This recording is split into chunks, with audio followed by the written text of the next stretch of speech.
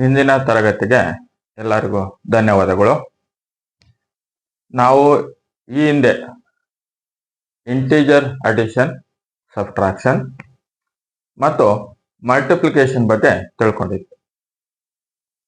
ಇಂದಿನ ತರಗತಿಯಲ್ಲಿ ನಾವು ಇಂಟಿಜರ್ಸ್ ಅನ್ನ ಡಿವಿಷನ್ ಹೇಗೆ ಮಾಡ್ತೀವಿ, ಯಾವ ರೂಲ್ ಅನ್ನ ನಾವು ನೆನಪಿಟ್ಕೋಬೇಕು ಅನ್ನೋದನ್ನ ಯೋಚನೆ ಮಾಡಿಕೊಂಡು ಕಲಿಯೋಣ. ಮೊದಲು ನಾವು ಡಿವಿಷನ್ ಮಾಡಬೇಕಾದಾಗ ಇಂಟಿಜರ್ಸ್ಗಳಲ್ಲಿ ಯಾವ ಚಿಹ್ನೆಗಳು ಬಂದಾಗ ಯಾವ ಚಿಹ್ನೆಗಳನ್ನು ಬಳಸಬೇಕು ಅನ್ನೋದನ್ನ ಮೊದಲು ನೋಡ್ಕೊಳ್ಳೋಣ. ರೂಲ್ ತಿಳ್ಕೊಳ್ಳೋಣ. ಮೊದಲನೇ ರೂಲು ನೋಡಿ, ಪ್ಲಸ್ ಡಿವೈಡೆಡ್ ಬೈ ಪ್ಲಸ್. ಇದನ್ನ ಈಗೂ ಬರಿಬಹುದು ನೀವು, plus divided by plus is equal to ಅಂತಾನು ಬರ್ಕೋಬಹುದು. ನಿಮ್ಗೆ ಯಾವುದು ಕನ್ವೀನಿಯಂಟ್ ಆಗ್ತದೋ ಆ ಭಾಷೆಯಲ್ಲಿ, ಅಂದ್ರೆ ಆ ರೀತಿಯಲ್ಲಿ ಬರ್ಕೊಳ್ಳೋದು ಒಳ್ಳೆಯದು. ನಾನು ನಿಮ್ಗೆ plus divided by plus is equal to ಒಂದು ಸಂಖ್ಯೆ ಪ್ಲಸ್ ಡಿವೈಡೆಡ್ ಬೈ ಪ್ಲಸ್ ಮಾಡಿದಾಗ ನಿಮ್ಗೆ ಉತ್ತರದಲ್ಲಿ ಪ್ಲಸ್ ಬರ್ತದೆ. ಒಂದನೇ ನಿಯಮ ಇದು. ಎರಡನೇ ನಿಯಮ ನಿಮಗೆ ಮೈನಸ್ ಡಿವೈಡೆಡ್ ಬೈ ಮೈನಸ್ ಆದಾಗ, ಎರಡು ಸಂಖ್ಯೆಗೂ ಮೈನಸ್ ಇದ್ದಾಗ ನಿಮ್ಗೆ ಪ್ಲಸ್ ಬರ್ತದೆ. ಮೂರನೇ ನಿಯಮ ಅದಲು ಬದಲಾದಾಗ ಮಾತ್ರ ಮೈನಸ್ ಬರ್ತದೆ. ಅಂದ್ರೆ plus divided by minus is equal to minus ಬರ್ತದೆ. ನಾಲ್ಕನೇದು ನಿಮ್ಗೆ minus divided by plus is equal to minus. ಈ ನಾಲ್ಕು ನಿಯಮಗಳನ್ನ ನಾವು ತಿಳ್ಕೊಂಡಿದ್ರೆ ನಾವು ಈಸಿಯಾಗಿ ಡಿವಿಷನ್ ಆಫ್ ಇಂಟಿಜರ್ಸ್ ಅನ್ನ ಕಲಿಬಹುದು. ಹೇಗೆ ನೋಡೋಣ, ಉದಾಹರಣೆಗಳು ನೋಡೋಣ. ನಾನು ಒಂದು ಲೆಕ್ಕ ತಗೊಳ್ತೀನಿ. Plus 10 divide by plus 2 ಆಗ್ತೇನೆ. ಈಗ ಇದನ್ನ ಡಿವೈಡ್ ಮಾಡಿದಾಗ ಏನಾಗ್ತದೆ, ಪ್ಲಸ್ ಡಿವೈಡೆಡ್ ಬೈ ಪ್ಲಸ್. ಇದನ್ನ ಈಗೂ ಬರ್ಕೋಬಹುದು ಅಂತ ಹೇಳಿದೀನಿ ನಾನು. Plus divided by plus is equal to plus. Okay, ಹಾಗಾದ್ರೆ ಪ್ಲಸ್ ಡಿವೈಡೆಡ್ ಬೈ ಪ್ಲಸ್ ಇದ್ದಾಗ ನಾವು ಉತ್ತರದಲ್ಲಿ ಏನ್ ಇಟ್ಕೋಬೇಕು, ಪ್ಲಸ್ ಇಟ್ಕೋಬಹುದು. ಹಾಗಾದ್ರೆ ಬಾಕ್ಸಿ 2 1 2 5. ಹಾಗಾದ್ರೆ 5 ಬಂತು. ಅದೇ ರೀತಿ ಎರಡನೇದು, ನಾನು ಎರಡನೇದಕ್ಕೆ ಉದಾಹರಣೆ ಕೊಡ್ತೀನಿ. ಮೈನಸ್ ಡಿವೈಡ್ ಬೈ ಮೈನಸ್, ಇದನ್ನ ಹೇಗೆ ಬರ್ಕೊಳ್ತೀರಾ, minus divide by minus is equal to plus ಆಗುತ್ತೆ. ಹಾಗಾದ್ರೆ ಮೈನಸ್ 8 ಡಿವೈಡ್ ಬೈ ಮೈನಸ್ 4. ಇವಾಗ ಏನಾಯ್ತು, ನಾವು ಮೈನಸ್ ಡಿವೈಡ್ ಬೈ ಮೈನಸ್ ಬಂದ್ರೆ ಏನ್ ಇಟ್ಕೋಬೇಕು, ಪ್ಲಸ್ ಹಾಕೋಬೇಕು.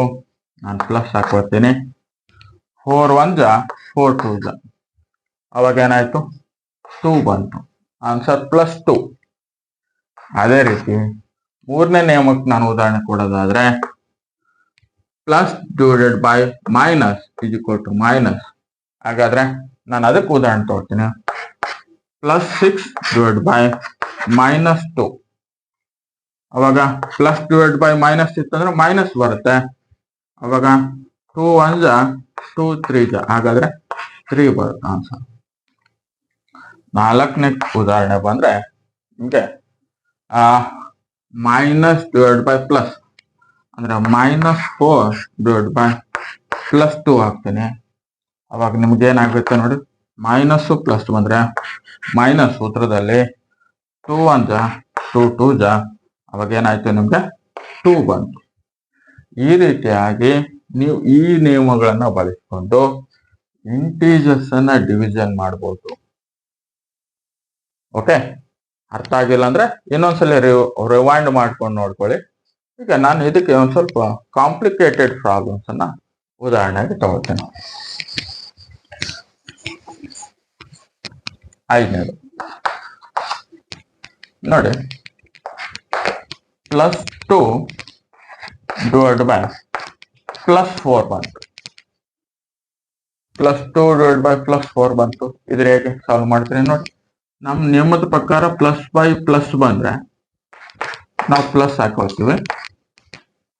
ಹಾಗಾದ್ರೆ ಇಲ್ಲಿ ಕ್ಯಾನ್ಸಲ್ ಮಾಡ್ತೀವಿ. 2 1 2 2 ಆದ್ರೆ 1 ನ್ಯೂಮರೇಟರ್ ಇದೆ, 2 ಡಿನಾಮಿನೇಟರ್ ಇದೆ. ಅಂದ್ರೆ ಒಂದು ಅಂಶದಲ್ಲಿದ್ರೆ 2 ಛೇದದಲ್ಲಿದೆ. ಹಾಗಾಗಿ ನಾವು ಅಂಶದಲ್ಲಿರುವಂತ ಸಂಖ್ಯೆ ಅಂಶದಲ್ಲೇ, ಛೇದದಲ್ಲಿರುವ ಸಂಖ್ಯೆನ ಛೇದದಲ್ಲೇ ಬರೀಬೇಕು. ಅಂದ್ರೆ ನ್ಯೂಮರೇಟರ್ ಅಲ್ಲಿ ಇರುವಂತ ಸಂಖ್ಯೆನ ನ್ಯೂಮರೇಟರ್ ಅಲ್ಲಿ, ಡಿನಾಮಿನೇಟರ್ ಅಲ್ಲಿ ಇರುವಂತ ಸಂಖ್ಯೆ ಡಿನಾಮಿನೇಟರ್ ಅಲ್ಲಿ ಪ್ಲಸ್ 1/2 ಅಂತ ಬರೀಬೇಕು. ಅದೇ ರೀತಿ 6ನೇದು -12/-4 ಅಂತ ಬರೀಬೇಕು.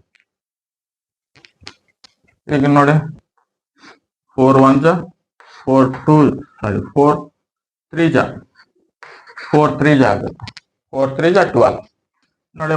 ಮೈನಸ್ ಡಿವೈಡ್ ಬೈ ಮೈನಸ್ ಬಂದ್ರೆ ನಮಗೆ ಗೊತ್ತಿದೆ ಮೈನಸ್ ಇಟ್ಕೋಬೇಕು ಉತ್ತರನ. ಹಾಗಾದ್ರೆ ನೋಡಿ 3/1 ಛೇದದಲ್ಲಿ 1 ಅಥವಾ ಡಿನಾಮಿನೇಟರ್ 1 ಬರೆಯುವ ಅವಶ್ಯಕತೆ ಇಲ್ಲ. ಯಾವಾಗಲೂ ಅದನ್ನ ನೆಗ್ಲೆಕ್ಟ್ ಮಾಡ್ತೀವಿ. ನಾವು ಅಂಶದಲ್ಲಿರೋದನ್ನ ಅಷ್ಟೇ ಬರ್ತೀವಿ. ಅಂದ್ರೆ ನ್ಯೂಮರೇಟರ್ ಅಲ್ಲಿ ಇರೋದನ್ನ ಅಷ್ಟೇ ಬರಿತೀವಿ. 7ನೇದು ಪ್ಲಸ್ 16/-4 ಅಂತ ಬರೀತೀವಿ. ಇವಾಗ ನೋಡಿ ಪ್ಲಸ್ ಡಿವೈಡ್ ಬೈ ಮೈನಸ್ ಬಂತಂದ್ರೆ ಮೈನಸ್ 4 1 4 4 ಅವಾಗ -4 ಬಂತು. ಅದೇ ರೀತಿ 8ನೇದು ನಿಮಗೆ ಪ್ಲಸ್ 16/+8 ಇದೇನಾಯ್ತು, ಇದು ಪ್ಲಸ್ ಹಾಕ್ತೀವಿ. 8 1 8 2 ಬರ್ತೀವಿ ನೋಡಿ. ಡಿನಾಮಿನೇಟರ್ 1 ಬಂತು ಅಂದ್ರೆ ಛೇದದಲ್ಲಿ 1 ಬಂತು ಬರೆಯೋದಿಲ್ಲ ನಾವು. ಈ ರೀತಿಯಾಗಿ ನೀವು ಕ್ಯಾಲ್ಕುಲೇಟ್ ಮಾಡಬಹುದು. ಇನ್ನೂ ಒಂದೆರಡು ಎಕ್ಸಾಂಪಲ್ ನೋಡೋಣ.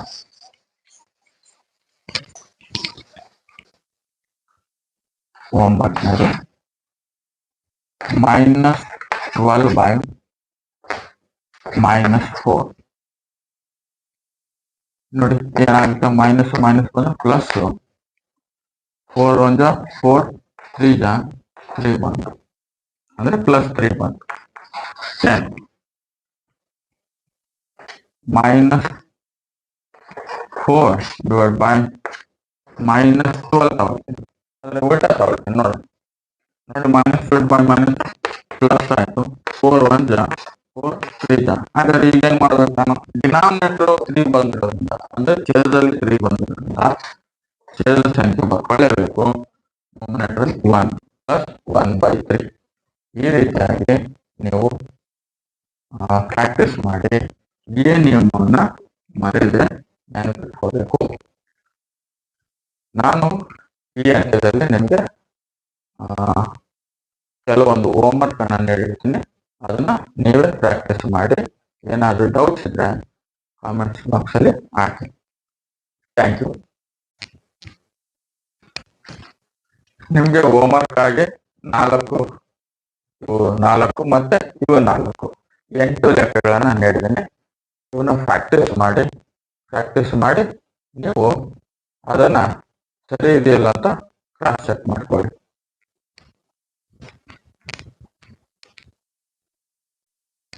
ನೀವು ಬಿಡಿಸಿದ ನಂತರ ಇಲ್ಲಿ ನಾನು ಲೆಕ್ಕ ಮಾಡಿದ್ದೇನೆ, ಇದನ್ನ ನೀವು ಒಂದ್ಸಲ ಕ್ರಾಸ್ ಚೆಕ್ ಮಾಡ್ಕೊಳ್ಳಿ. ಇದನ್ನು ಸರಿಯಾಗಿ ನೀವು ಮಾಡಿದ್ದೀರಿ ಅಂದ್ರೆ ನೀವು ಮಾಡಿರೋದು ಕಲಿತಿರೋದು ಸರಿಯಾಗಿದೆ ಅಂತ ಅರ್ಥ. ಏನಾದ್ರೂ ಯಾವ್ದಾದ್ರು ಲೆಕ್ಕದಲ್ಲಿ ನೀವು ಮಿಸ್ಟೇಕ್ ಮಾಡಿದ್ರೆ ಅದನ್ನ ಮತ್ತೆ ಸೂತ್ರವನ್ನ ನೆನಪು ಮಾಡ್ಕೊಳ್ಳಿ. ವಿಡಿಯೋನ ಮತ್ತೊಂದ್ಸಲ ರಿವೈಂಡ್ ಮಾಡಿ ನೋಡಿ. ನಿಮಗೆ ಎಲ್ಲಿ ತಪ್ಪಾಗಿದೆಯೋ ಅದನ್ನ ಸರಿಪಡಿಸ್ಕೊಳ್ಳಿ ಅಂತ ಹೇಳ್ತಾ ಇಂದಿನ ತರಗತಿಗೆ ನಾನು ಮುಕ್ತಾಯಗೊಳಿಸ್ತೇನೆ. ಇದೇ ರೀತಿಯಾಗಿ ನೀವು ಮನೆಯಲ್ಲಿ ಪ್ರಾಕ್ಟೀಸ್ ಮಾಡಿ. ಡಿವಿಷನ್ ಆಫ್ ಇಂಟೀಜರ್ಸ್ ಅನ್ನ ನೀವು ಪ್ರಾಕ್ಟೀಸ್ ಮಾಡಿ. ಧನ್ಯವಾದ.